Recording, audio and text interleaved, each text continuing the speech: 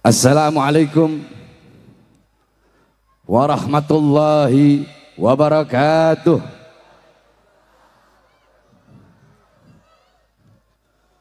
Alhamdulillah, alhamdulillahil qawiyyi sultanuh, al-wadihil burhanuh, al-mabsut fil wujud karamu wa ihsanuh. Allahumma salli wa sallim wa barik wa karrim wa azim على نور الأنوار وسر الأسرار وترياك الأخيار ومفتاح باب اليسر سيدنا ومولانا محمد المختار وآله الأطهار وأصحابه الأخيار عدد نعم الله وإفضاله أما بعد. Saya cinta yang saya muliakan segenap para alim ulama, para habaib, para kiai, para asatid, para guru-guru, para tokoh masyarakat, segenap aparat pemerintah, wabil khusus guru kita yang mulia yang selama ini membimbing kita untuk mengenal baginda Nabi besar Muhammad, sehingga dengan pengenalan itu timbul dalam hati kita rasa cinta kepada baginda Nabi besar Muhammad. Sehingga dengan ada cinta itu timbul kerinduan kita kepada baginda Nabi besar Muhammad. Sehingga dengan ada kerinduan itu ingin kita lebih tahu, ingin kita lebih belajar tentang seperti apa sosok dan kepribadian baginda Nabi besar Muhammad.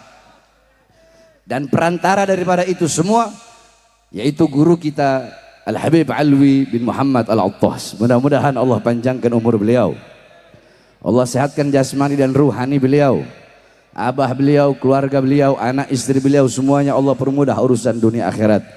Amin amin ya rabbal alamin. Bersama para habaib, para kiai yang lain, ada Al-Habib Abu Bakar Maulad Dawilah yang baru saja menyampaikan nasihat, ada guru kita Al-Habib Mahdi, ada Habib Haidar, ada Habib Zain, ada Habib Nabil, kemudian yang saya cinta, yang saya muliakan, guru saya Abuya Al-Ustadz Al-Habib Segaf Baharun yang tadi telah menyampaikan nasihatnya, beserta seluruh hadirin hadirat, bapak-bapak, ibu-ibu, khususnya para pemuda-pemudi umat baginda Nabi besar Muhammad yang selalu dimuliakan oleh Allah Subhanahu wa taala. Saudara-saudara sekalian yang dimuliakan oleh Allah Subhanahu wa taala, kita duduk pada malam hari yang mulia ini untuk memuliakan, mengagungkan kelahiran suci baginda Nabi besar Muhammad, sehingga diberi tema malam cinta, malam puncak cinta untuk Al-Mustafa, untuk Sayyidul Wujud, untuk man ismuhu Ahmad fis sama Muhammad ismuhu fil ard. Malam puncak cinta kepada sosok makhluk yang paling mulia di muka bumi dan makhluk yang paling mulia di langitnya Allah Subhanahu wa taala. Sosok seorang makhluk yang dimana kecintaannya kepada umatnya lebih besar daripada kecintaan bapak ibu kalian kepada kalian, lebih besar daripada kecintaan para istri kepada suami, suami kepada istri, sahabat kepada sahabat, kekasih kepada kekasih. Manusia yang paling cinta kepada kalian adalah baginda Nabi besar Muhammad. Sampai-sampai diriwayatkan dalam hadis, qala Rasul sallallahu alaihi wasallam, "Law yushaku ahadukum bi syaukatin fi rijlihi la'ajidu alamaha fi qalbi." Kata Rasulullah, wahai sekalian umatku, perhatikan, jangan ada yang ngomong, wahai sekalian umatku, andaikan salah satu di antara kalian ada yang kakinya tertusuk duri, maka pasti kalian akan merasakan sakit ketika tertusuk duri tersebut. Maka ketahuilah wahai umatku, rasa sakit yang kalian rasakan ketika terkena duri, rasa sakit seperti itu juga, bahkan lebih sakit dari itu yang aku rasakan jauh di dalam hatiku. Apakah ada manusia yang mencintai kalian melebihi baginda Nabi besar Muhammad? Yang dimana rasa sakit kalian dirasakan oleh baginda Nabi besar Muhammad. Apakah ada manusia yang lebih cinta kepada kalian seperti Rasulullah? Ketika Sayyidatuna Aisyah radhiyallahu anha, beliau melakukan suatu pekerjaan yang disenangi oleh Rasulullah. Rasulullah mengangkat tangan dan berdoa, Allahumma ighfir li Aisyah ma qaddamat wa ma akharat.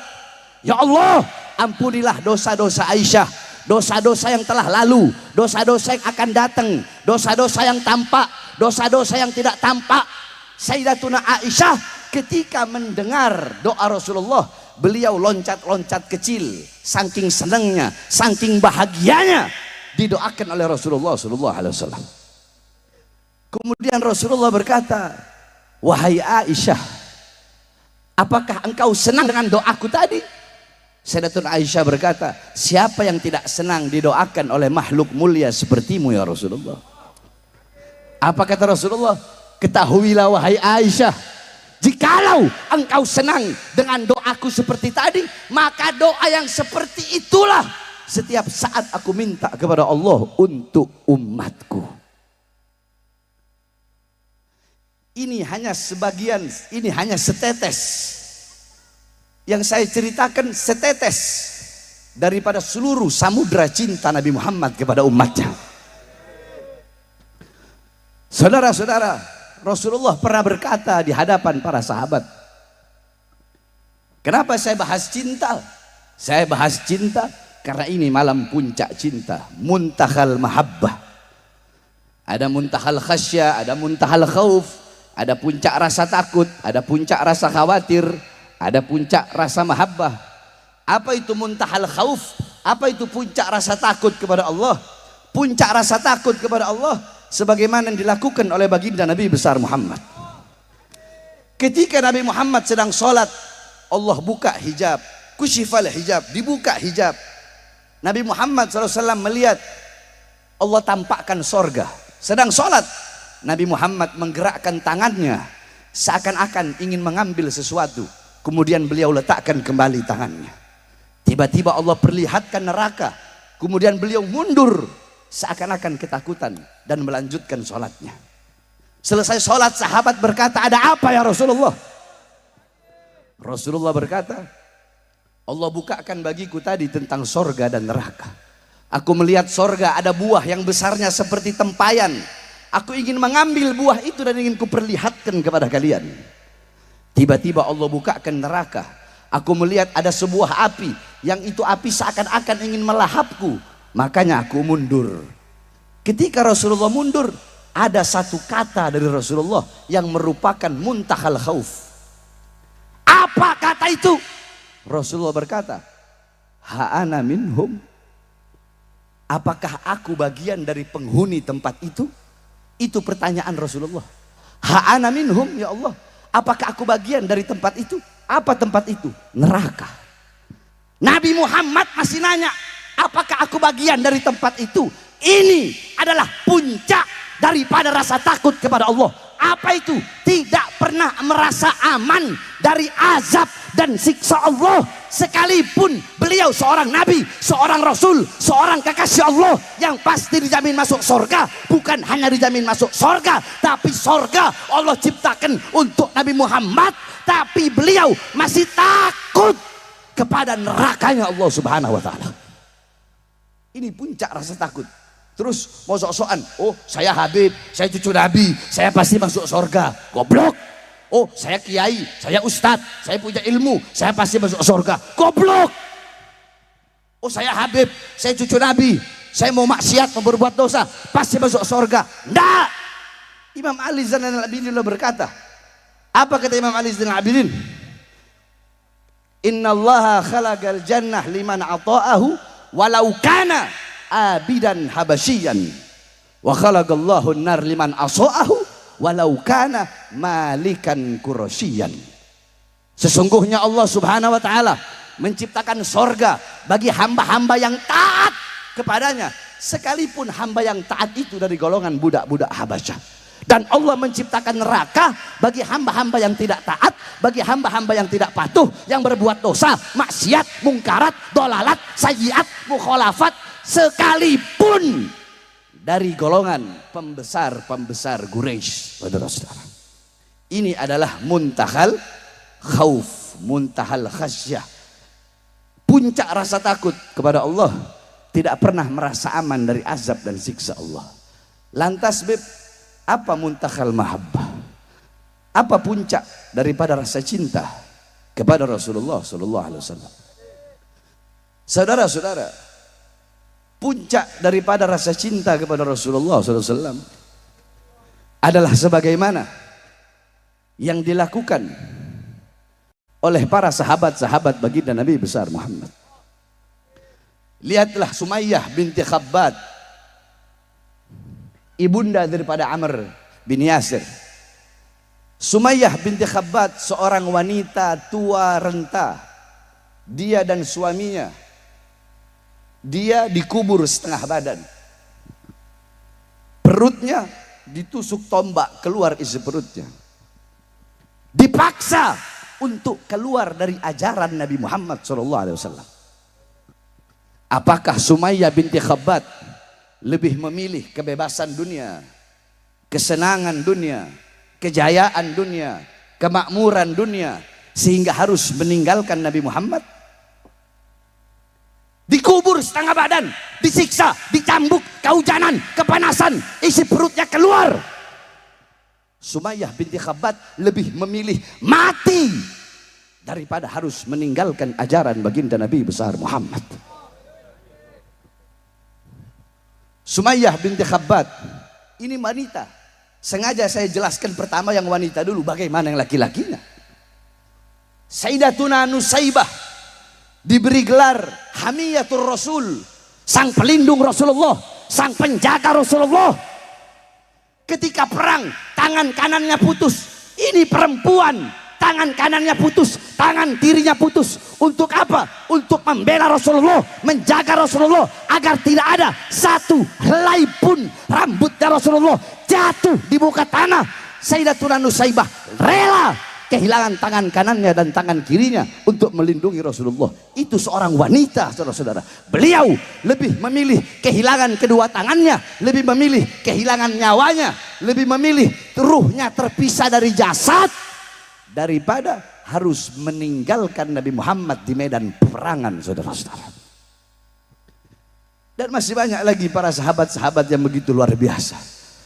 Sayyidina Abu Bakar As-Siddiq ketika akan masuk ke Gua Thur, beliau berkata, "Ya Rasulullah, jangan engkau yang masuk lebih dulu, biar aku yang masuk untuk memastikan. Takutnya di dalam ada binatang-binatang buas. Andaikan ada binatang buas, maka aku akan mati lebih dulu, ya Rasulullah." Masuk Sayyidina Abu Bakar As-Siddiq, beliau lihat ada banyak lubang-lubang di gua itu, semua beliau tutup lubang-lubang itu. Rasulullah masuk, kemudian Rasulullah tidur di pahanya Sayyidina Abu Bakar As-Siddiq. Ketika Rasulullah tertidur pulas, ada satu lubang yang belum sempat ditutup oleh Sayyidina Abu Bakar As-Siddiq. Kemudian dari lubang itu keluarlah ular. Ada ulama berbeda pendapat, ada yang bilang kalajengking, ada yang bilang ular. Itu ular tidak bisa keluar karena ditutup oleh Sayyidina Abu Bakar, sehingga ular itu mematuk bagian tubuh yang menutup lubang tersebut. Ketika dipatuk, Sayyidina Abu Bakar terkena racun daripada ular itu, tapi beliau tahan sakitnya.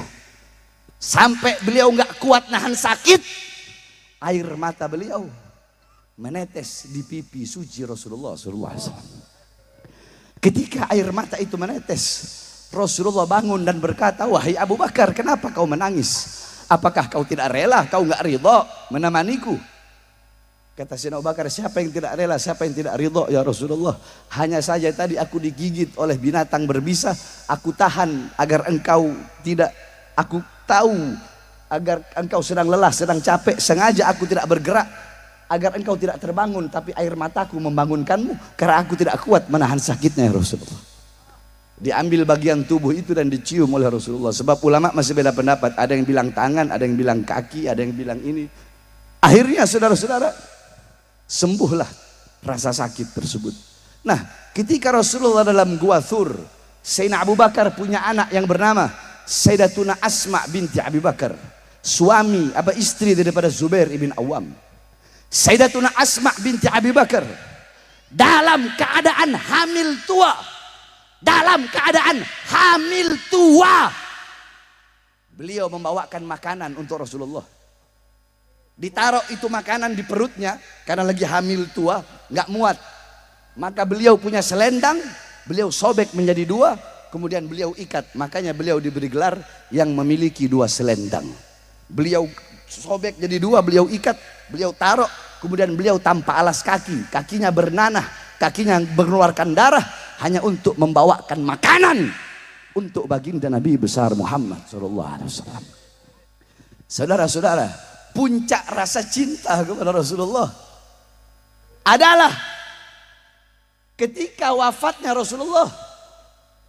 Sahabat ada yang berdoa, ya Allah, cabut nyawaku. Untuk apa aku hidup? Rasulullah sudah wafat. Aku tidak lagi ingin hidup di muka bumi dengan ketiadaan kekasihku Muhammad SAW. Seketika itu juga Allah cabut nyawanya dan dia mati, saudara-saudara. Ada sahabat yang berdoa, ya Allah, cabutlah kedua mataku, cabutlah penglihatanku. Untuk apa aku melihat kalau selain memandang wajah indah baginda Sayyidina Muhammad.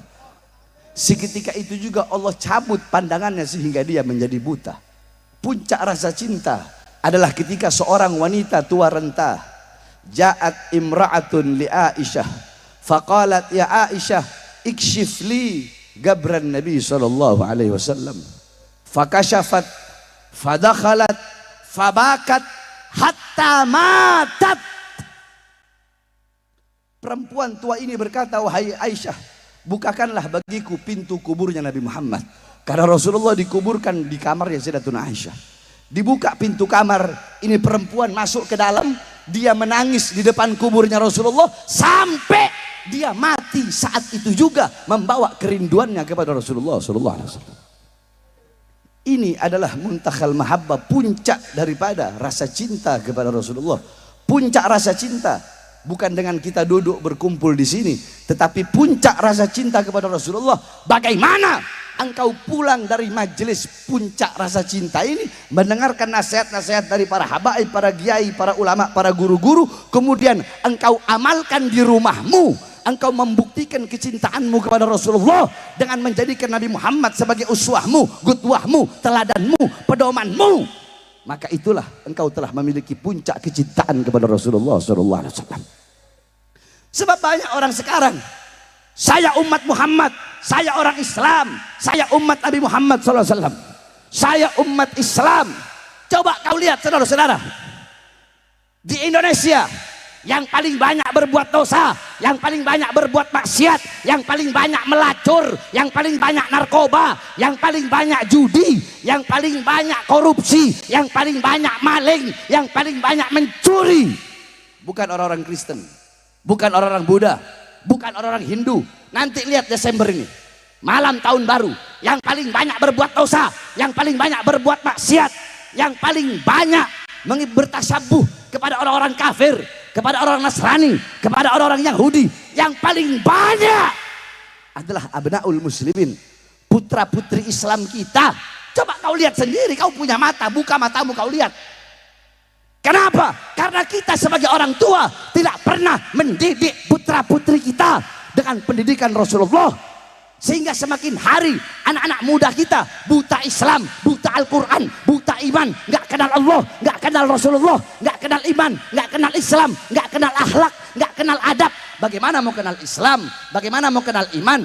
Bagaimana mau kenal akhlak? Bagaimana mau kenal adab? Hatinya kosong dari sosok Rasulullah SAW. Anak-anak kalian sibuk main handphone, anak-anak kalian sibuk main TikTok. Anak-anak kalian lebih memilih memegang handphone, melihat YouTube, melihat TikTok daripada menyentuh, membaca dan belajar Al-Quran. Ini yang terjadi. Saya tanya, jawab semua. Anak-anak kalian lebih banyak pegang apa? Handphone apa Quran? Kurang keras jawab. Anak-anak kalian, putra-putri kalian lebih banyak pegang handphone atau Quran? Handphone atau Quran? Handphone atau kitab Sirah Nabawiyah? Lebih banyak pegang handphone atau kitab sejarah-sejarah Nabi Muhammad?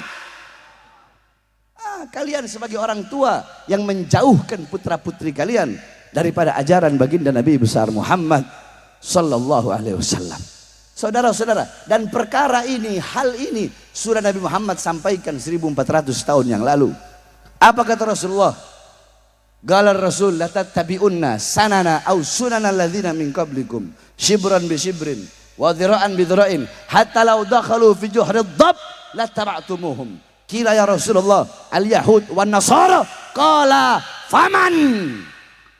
Kata Rasulullah, nanti di akhir zaman ada umatku yang dimana mereka akan mengikuti golongan-golongan sebelum mereka.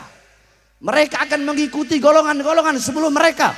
Sejengkal demi sejengkal, selangkah demi selangkah. Sekalipun golongan sebelum mereka masuk ke dalam lubang dob, mereka akan ikut masuk dalam lubang dob. Gila, ada yang berkata, apakah golongan yang dimaksud al-Yahud wan Nasara, orang-orang Yahudi dan orang-orang Nasara? Kata Rasulullah, faman, siapa lagi? Siapa lagi? Coba lihat di Indonesia, yang paling banyak merayakan Valentine, yang paling banyak malam mingguan, yang paling banyak malam tahun baru, putra-putri Islam. Anak-anak kita semakin hari semakin jauh dengan Rasulullah. Mereka tidak memakai pakaian-pakaian Rasulullah. Yang mereka pakai adalah pakaian-pakaian musuh-musuhnya Rasulullah. Mengaku umat Rasulullah, tetapi menjadikan iblis, menjadikan syaitan sebagai teman-teman baik kalian, sahabat sejati kalian. Iblis yang kalian jadikan sebagai sahabat sejati kalian. Terus lidah kalian mengaku cinta, mengaku sebagai umat baginda Nabi besar Muhammad sallallahu alaihi wasallam. Oleh karenanya saudara-saudara, pulang dari sini, didik kau punya putra putri, anak, istri, kau didik dengan pendidikan Nabi Muhammad. Jadikan kampungmu kampung Nabi Muhammad, rumah tanggamu rumah tangga Nabi Muhammad. Tokoh-tokoh masyarakat, jadikan masyarakatmu masyarakat yang mencintai Nabi Muhammad. Para pemimpin-pemimpin, mulai pemimpin kampung, pemimpin kecamatan, camat, lurah, bupati, wali kota, kemudian gubernur, presiden. Jadikan negaramu, jadikan kotamu, provinsimu, masyarakatmu adalah kota, masyarakat, provinsi yang cinta kepada baginda Nabi besar Muhammad. Ketika ini dilakukan saudara-saudara, maka tidak usah berbicara tentang toleransi, tidak usah berbicara tentang demokrasi. Ketika engkau mengikuti akhlak dan ajaran Nabi Muhammad yang engkau sebarkan di kampung-kampungmu, kelurahanmu, kecamatanmu, provinsimu, maka dengan sendirinya saudara-saudara, tanpa harus berucap saya nasionalisme, saya demokratis, saya ini, itu akan terjadi dengan sendirinya, karena demokrasi adalah bagian daripada ajaran baginda Nabi besar Muhammad sallallahu alaihi wasallam. Ini kalau di negara kita enggak. Di negara kita ngomongnya negara demokrasi. Ini negara demokrasi.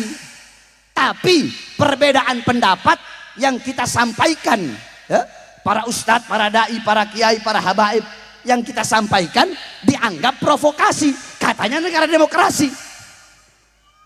Katanya negara demokrasi. Tapi ketika kita menyampaikan kebenaran, Habib Rizik menyampaikan kebenaran, Habib Rizik di penjara, Habib Hanif di penjara, saya di penjara. Kami semua dimasukkan penjara, berusaha untuk dibungkam agar tidak menyampaikan kebenaran. Sedangkan kalian berkata ini negara demokrasi. Saya sampaikan kepada kalian, hei kalian, demi Allah, kalian bisa penjarakan kami, bisa. Kalian penjarakan kami, bisa. Kalian borgol tangan kami, bisa.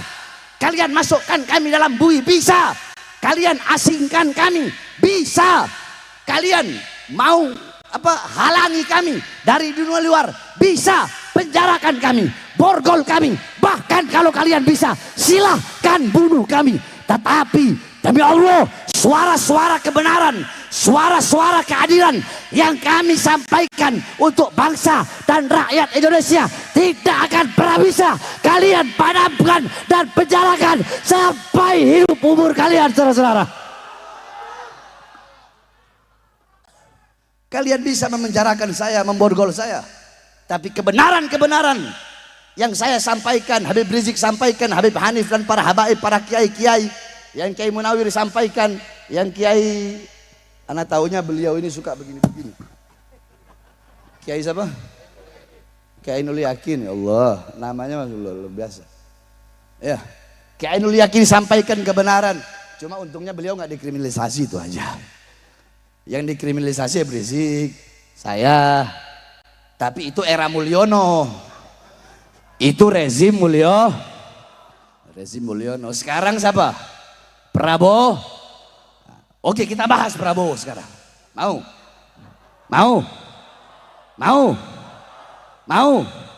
Kalau takut bilang, anak berhenti, Beb. Takut. Jadi jangan tanggung-tanggung kalau mengundang anak ceramah, jangan tanggung-tanggung.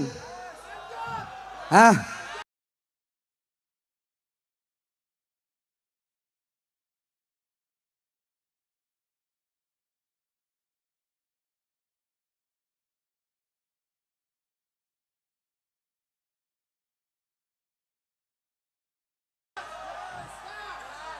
Lanjut.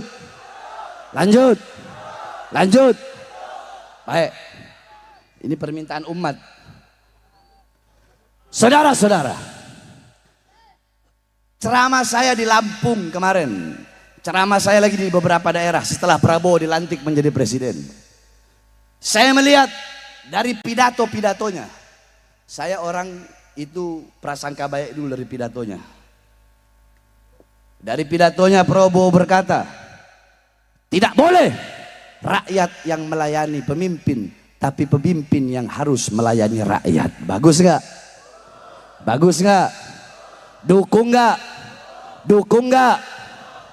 Kemudian ada lagi Prabowo berkata setelah dilantik, tidak ada yang kebal hukum. Bagus nggak?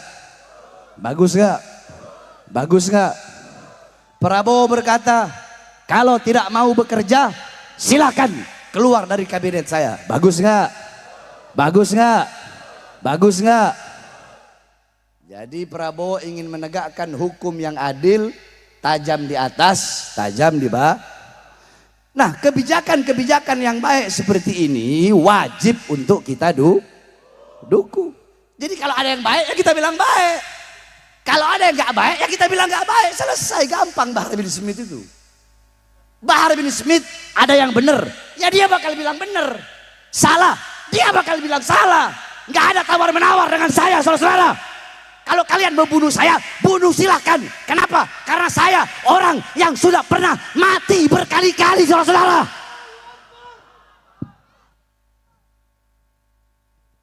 Belum mau hampir 2 bulan, semua koruptor-koruptor dibabat sama Prabowo. Bagus nggak?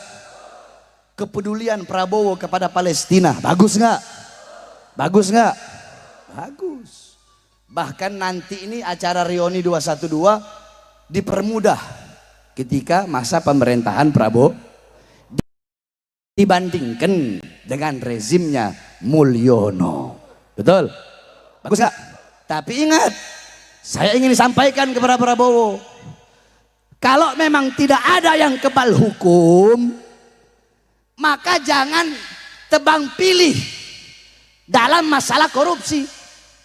Jangan yang kau masukkan hanya orang-orang yang berlawanan dengan politikmu, orang-orang yang berlawanan dengan kekuasaanmu. Ketika ada orang berlawanan dengan kekuasaanmu, kau masukkan. Sedangkan berapa banyak orang-orang Mulyono yang korupsi di kabinetmu, namun engkau biarkan. Adil tidak?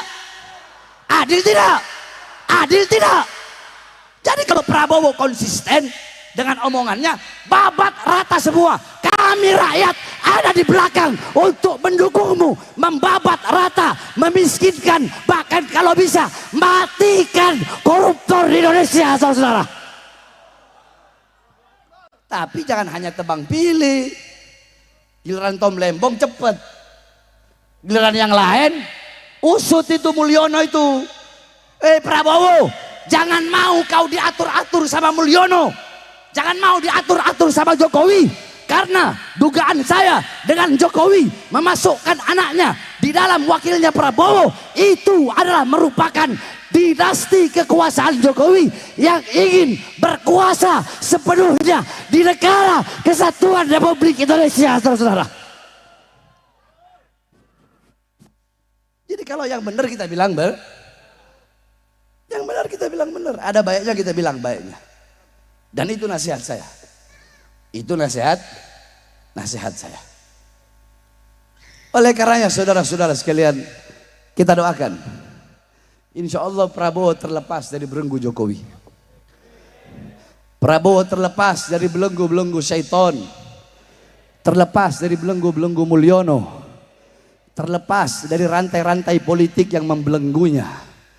Mudah-mudahan Prabowo ke depan, ini kan kita tidak bisa bilang Prabowo begini, Prabowo belum, karena masih 2 bulan. Nanti nunggu setahun kita lihat bagaimana kinerjanya. Baik-baiknya kita dukung, buruk-buruknya atau ada kebijakan-kebijakan yang menyengsarakan rakyat, tetap kita akan lawan sampai titik darah penghabisan, saudara-saudara. Tidak ada tawar-menawar, betul. Nah, oleh karenanya hadirin sekalian yang dimuliakan oleh Allah Subhanahu wa taala, terakhir wasiat saya sebelum saya tutup. Pilpres sudah selesai, betul? Pilkada sudah selesai serentak se-Indonesia, betul? Jadi jangan hanya gara-gara pilkada, jangan hanya gara-gara pilpres, ustadz sama ustadz berantem. Banyak ya? Gara-gara pilkada, gara-gara pilpres, ustadz sama ustadz, kiai sama kiai berantem, Habib sama Habib berantem, ormas sama ormas berantem, gara-gara pilkada, gara-gara pilpres, gara-gara politik. Padahal nanti kita lihat aja, mereka butuh sama kita kalau ada maunya saja, saudara-saudara. Dan ini bukan rahasia umum. Oleh karenanya pada saat ini dan di momen 212, mari kita rajut kembali tali persaudaraan kita, betul? Kita bersatu kembali. Tidak usah ada lagi saling menghina, saling mencaci, saling memaki, saling memusuhi. Udah, yang berlalu sudah berlalu, betul? Betul. Ke depan kita pererat ukhuwah kita sesama pertama, ukhuwah watoniyah, ukhuwah sesama bangsa.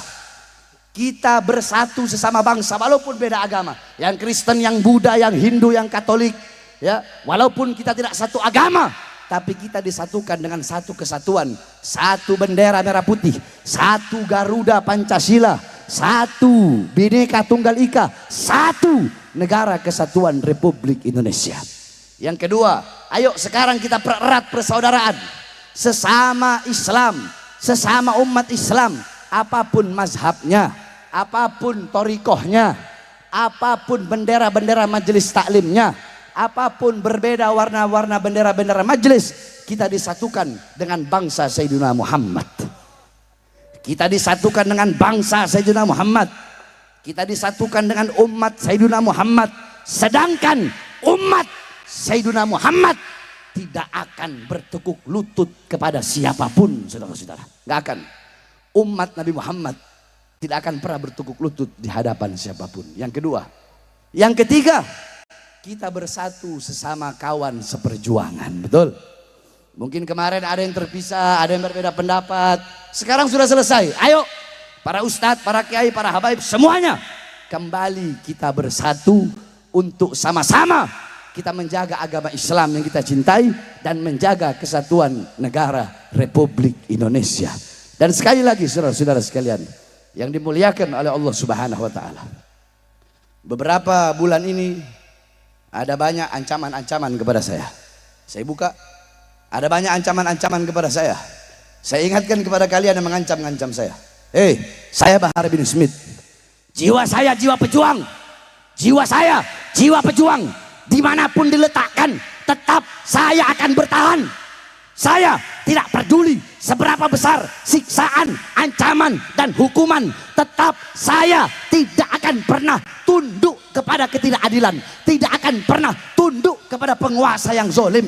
Tidak akan pernah tunduk kepada kemungkaran. Saya, Bahar bin Smith, akan berada di barisan paling depan, membela bangsa, membela rakyat Indonesia, walaupun tidak akan berhenti sampai mati, tidak akan mundur walaupun saya harus hancur, saudara-saudara. Allahu Akbar. Indonesia merdeka, merdeka, merdeka, merdeka. Allahu Akbar. Kita doakan agar Allah Subhanahu wa taala berikan kemudahan bagi Prabowo untuk bisa membawa bangsa dan negara Indonesia menuju negara yang makmur. Bukan makmur partainya. Jangan amin dulu, bukan makmur partainya. Bukan makmur kabinetnya. Bukan makmur partai-partai pengusungnya, bukan. Bukan makmur Kimplesnya, bukan. Tetapi memakmurkan rakyatnya. Mensejahterakan rakyatnya. Bisa menyatukan seluruh elemen-elemen bangsa dan elemen-elemen agama di negara kesatuan Republik Indonesia. Sekali lagi saudara-saudara, saya tegaskan bahwasanya Indonesia harus diselamatkan dari cawe-cawe Mulyono. Saya heran sama ini orang ini. Kok nggak ada puas-puasnya sama kekuasaan? Muka polos, otak iblis. Kan saya udah bilang itu dari berapa tahun yang lalu. Kata-kata saya itu nggak salah. Saya udah bilang itu kan dari berapa tahun yang lalu. Muka polos, otak iblis. Tenang Beb, antum nggak bakal ditahan. Kalau ada yang laporin ini yang ditahan Bahar bin Smith. Iya, jangan takut, mukanya udah ketakutan gitu. Slow Beb. Bahar bin Smith kalau keluar dari rumah udah bawa kain kafan. Jadi udah siap mau balik hidup atau balik mati, keluarga dan anak istri anak akan tersenyum melihat jenazahnya anak. Jadi gak usah khawatir, jangan deg-degan gitu, Beb. Tahan napas sampai tahan ludah gitu, biasa aja. Siapa suruh ngundang anak? Anak kan udah bilang, anak mau doa. Anak mau doa, mau doa. Ente maksa suruh ceramah. Mudah-mudahan Habib Ali Allah panjangkan umurnya. Guru kita Kiai Haji Munawir Asli Allah panjangkan umurnya. Ini beliau guru kita Masya Allah. Kemarin saya ngisi tempat beliau malam tahun baru. Malam tahun baru ini juga insya Allah saya ngisi tempat beliau. Jadi malam tahun baru itu saya di tempat beliau, rutin tuh tempat beliau. Terus tempat Habib Metal ya. Habib Metal yang di mana? Daerah mana? Cempaka Putih apa? Situ. Terus di mana lagi ya? Ada 7 tempat rutinan setiap malam tahun baru itu. Kemudian Kiai Ainul Yakin. Kiai ini terlalu ganteng jadi anak sering ibarat kata apa teman-teman Zulaiha yang kepotong tangannya ngeliat beliau ini. Tapi anak bohong Kiai. Ajarin lagi gini-gini Kiai. Ya, kita doakan juga beliau mudah-mudahan Allah panjangkan umur beliau. Jadi beliau berdua sama Buya Kamal bertiga ini, beliau adalah kiai-kiai Betawi yang Masya Allah istiqomah di dalam perjuangan. Tapi lebih sepuh Buya Kamal ya, Buya Kamal. Kita doakan guru-guru kita Allah panjangkan umurnya. Allah Subhanahu wa taala sehatkan jasmani dan rohaninya, begitupun seluruh hadirin yang hadir di sini. Insya Allah pulang dari sini Allah ampuni dosa-dosa yang telah lalu, dosa-dosa yang akan datang. Dan wasiat saya yang terakhir, saudara-saudara khususnya para anak-anak muda. Pertama sebelum saya wasiat, saya menyerukan kepada semua yang hadir di sini untuk all-out hadir nanti reuni 212. Andaikan Beb, ini semua yang hadir di sini nggak datang reuni 212, besok tahun depan anak nggak mau ceramah di sini. Jadi harus absen sama antum mereka besok.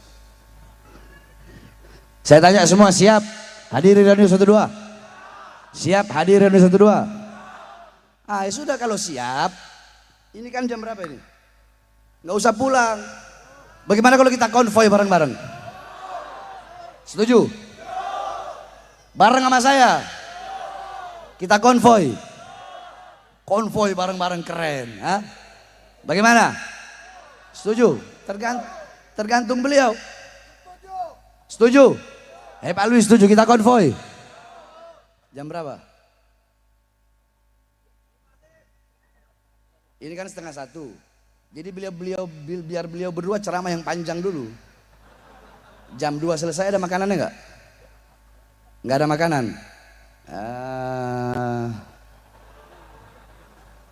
Kita mau konvoy jam berapa? Jam 3. Siap jam 3 konvoy? Kalau benar saya nggak jadi ke hotel ini. Kalau nggak anak ke hotel. Hah? Mau konvoy? Coba, mana angkat tangannya mau konvoy mana?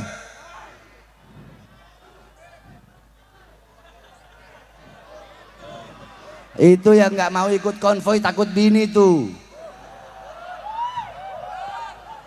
Ayo coba mana yang mau konvoy mana?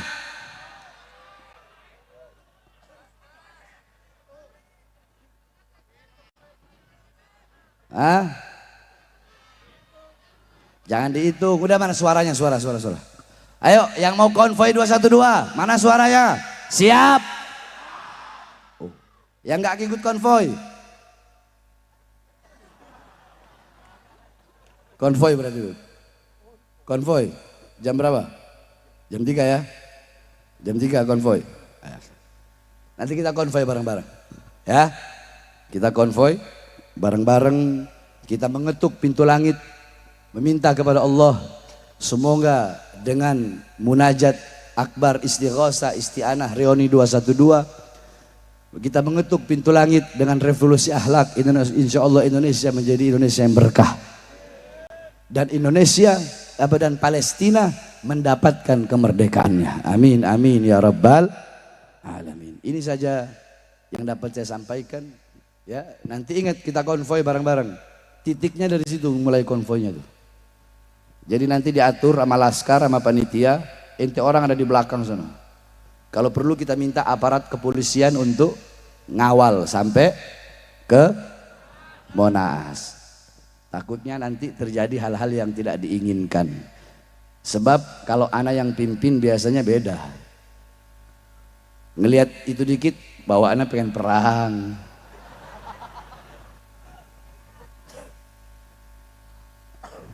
Ya, siap konvoy? Oke, sama-sama kita konvoy ya. Coba angkat tangannya semua yang keras. Allahu Akbar. Saya sengaja saya kecilin suara saya, biar saya mau dengar suara kalian. Allahu Akbar. Allahu Akbar. Saya suara Allahu Akbar kecil, tapi bikin musuh gemetaran. Kalian suara takbir besar, musuh nggak ada gemetar-gemetar.